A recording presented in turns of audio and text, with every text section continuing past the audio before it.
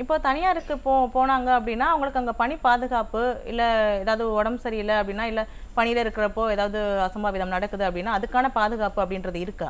இவங்களை ஒரு விஷயம் பாருங்க, 15-20 வருஷம் வேலை செஞ்சுருக்காங்க ஒருத்தரும். அப்போ 20 வருஷம் வேலை செஞ்ச ஒரு தொழிலாளி, சென்னை மாநகராட்சி தொழிலாளின்னு சொல்லிட்டு இத்தனை வருஷம் வந்தவரை எந்த காரணமும் தனியார்கிட்ட கொடுக்குறாங்க.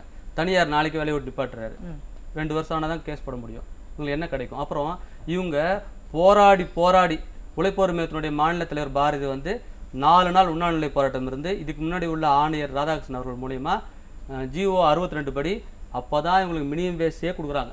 10 வருஷமாக தரல, 18 வருஷமாக தரல, போன வருஷம் தான் வாங்குறாங்க. அப்போ போராடி அந்த 783 ரூபா சம்பளம் குறைந்தபட்ச சம்பளம் கொடுக்கணும்னு சொன்னாங்க.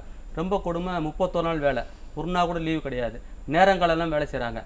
அப்படிதான் ஒரு நாள் கூட லீவ் கிடையாது அப்படின்றது தொழிலாளர் நல சட்டத்துக்கு எதிரானது இல்லையா? லீவ் இல்லாமல் வேலை வாங்குறதே தொழிலாளர் எதிரானது. இவங்களுக்கு மகப்பேறு வீடு இல்லை, கேட்டால் நான் எம்ப்ளாயர் இல்லைன்னு ஒரு ஸ்டாண்ட் எடுக்கிறாங்க.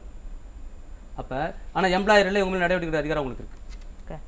அதுதான் என்ன சொல்கிறாங்கன்னா, மாடல் எம்ப்ளாயர் இருக்க வேண்டிய இவங்களே அந்த மாடல் எம்ப்ளாயர் இல்லாமல் ஒரு தனியார் நிறுவனம் போல் செயல்படுறாங்க.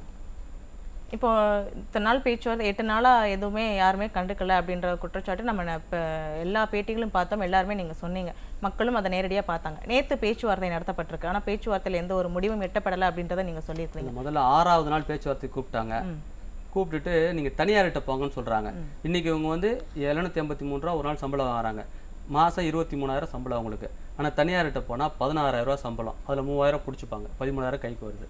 23,000 வாங்கல ஒருத்தர் போய்ட்டு 16,000 வேலை செய்ய முடியுமா? வாழ்நிலையே மேலே தூக்க முடியுதுன்னு அப்படியே விட்டுருங்க, பள்ளத்தில் தள்ளாதீங்கன்னு சொல்கிறோம்.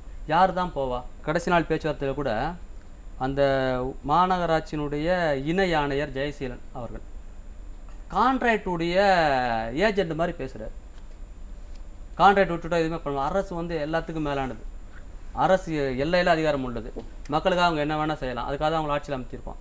ஆனால் அவர் ஏஜென்ட்டுக்கு எதிராக ஒரு வார்த்தை, ரொம்ப மனசு வலிக்கிற வார்த்தையை சொன்னார். இவங்க உங்கள்கிட்ட 15 வருஷமாக 20 வருஷமாக வேலை செய்கிறாங்க, இவங்களோட பணிக்கு வந்து என்னங்க இப்போ நீங்கள் ரோட்டில் நிப்பாட்டிங்களே என்ன நியாயம்னு கேட்கும்போது இவங்களோட பணி செத்து விட்டதுன்ற அந்த வார்த்தையை பாருங்கள். அமைச்சர் உட்காந்துருக்காரு, அமைச்சர் முன்னாலே இவங்க பணி செத்து விட்டது அப்படின்னு சொல்லிட்டு போராடுற ஜனங்களை சொல்கிறாரு. நாங்களாம் உயிரோடு தான் இருக்கோம். இப்படிப்பட்ட ஆணையர் தான் இருக்கார். அதாவது ராம்கி கான்ட்ராக்டுக்கு ஏஜென்ட் மாதிரி செயல்படுறாரு தவிர மக்கள் நலனுக்கான அதிகாரி அங்கே இல்லை.